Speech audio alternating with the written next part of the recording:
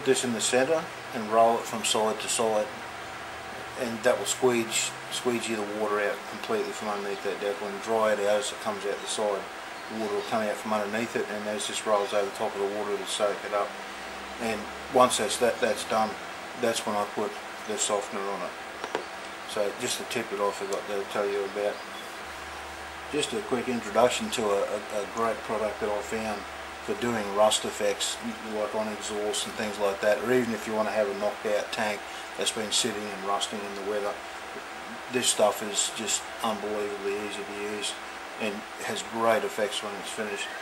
It comes in two parts. The first one is called iron paint, and the second one is a rust activator.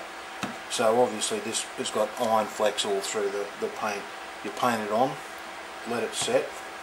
Then when you go over it with the converter, it must be like say like a salty water, saline water or something like that, that activates the rust on the iron, and it happens fairly quickly. Like within half an hour you've got beautifully rusted exhaust. It's a great product. So all you do, just give it a bit of a shake.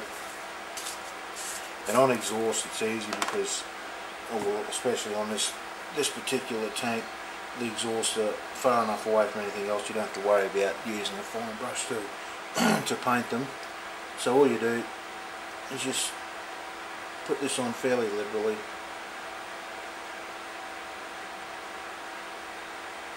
It's not an artwork, it's just a matter of painting it on there, covering the whole surface, like so.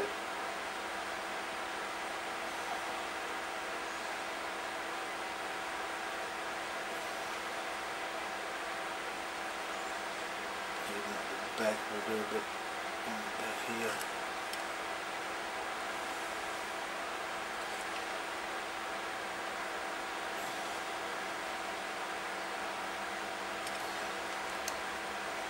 And on the side.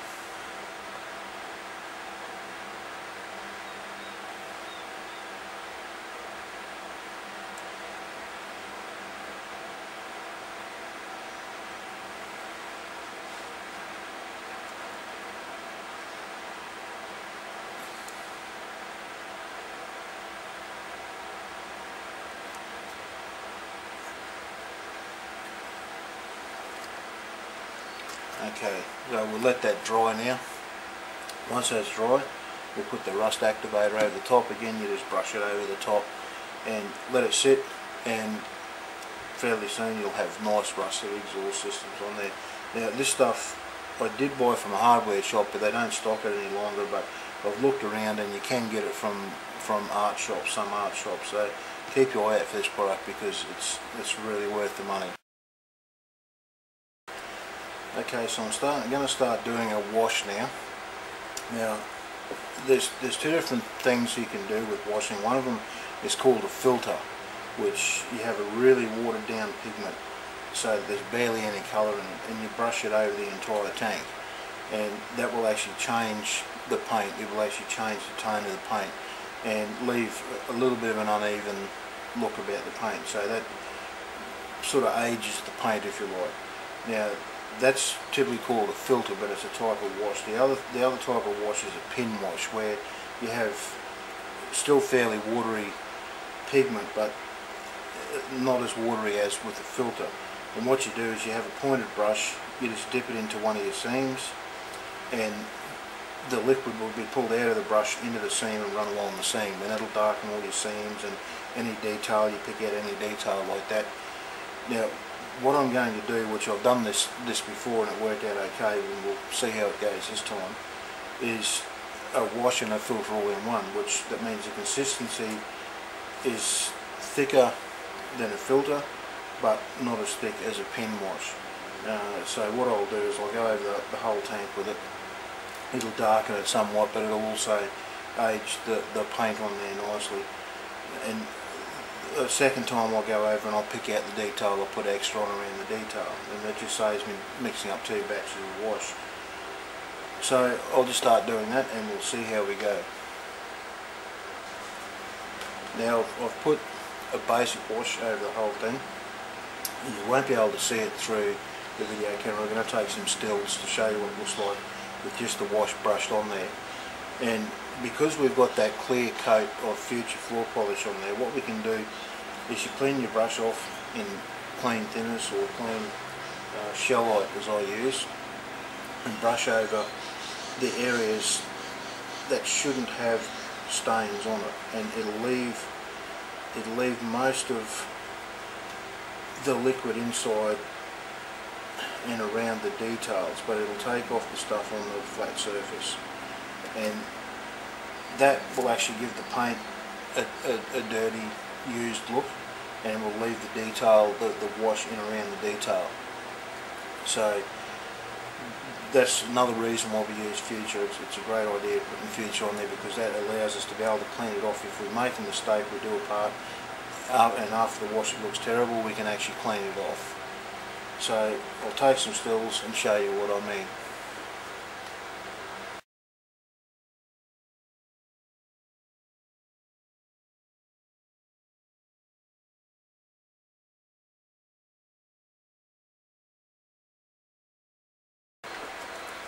The one place I don't clean the excess wash off is underneath around the running gear here. For two reasons. It makes it look darker, it leaves it with a darker look, and also we're going to be doing a lot of weathering in here, putting a lot of pastels and stuff in around the tracks, because they used to collect a lot of sand and dust and so on in there. So that will actually cover most of what we leave in there anyway. But it'll give it a darker tone underneath, so we tend to leave that there. So now I've cleaned off all the excess, and you'll be able to tell by the still shot that that's left us with a nice, really weathered looking finish on our tank. Next I'm going to do some scratches and marks and chips, paint chips and so on. Now the technique I use for this is I have some acrylic paints that I mix some dark brown and some black, and it gives you this murky looking dark grey colour.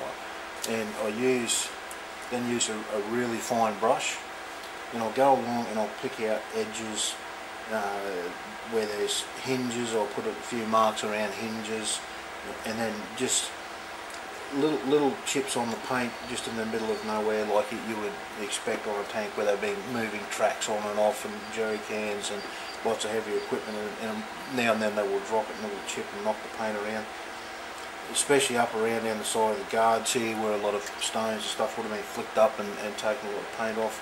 The front of the guards where things were thrown up, the back where things were thrown up, and especially down around the road wheels here, they copped a lot of abuse. A lot of people think the desert has just been sand. Well, some parts of the desert had lots of stony ground as well, and it used to knock the tracks around something terrible, all the stones rattling in and out around there, so we put quite a few chips in around there. Now once I've done that murky grey chipping, I then go around the edges of each one with a really light shade of whatever colour the tank is. So this one here is with our desert yellow, and I lighten that right down with some white and lighten it down quite a bit so it's almost white. And with each mark I put on, I go around the outside edge of it. Now this leaves a chipped effect, because when you chip off paint on one of these older tanks, it used to leave the dark patch in the middle where it would be exposed to the weather. Then you had the undercoat would be left around that, and then you go back to the normal paint. So it makes it look a lot more realistic if you put that white around the edge of each of the marks you've made. Now you have to use a really fine brush, very pointed, and only put a little bit of white around the outside. If you put too much around, it looks terrible. It's a big white patch with a dot in the middle, and it just doesn't look right. So the other thing I do on some of them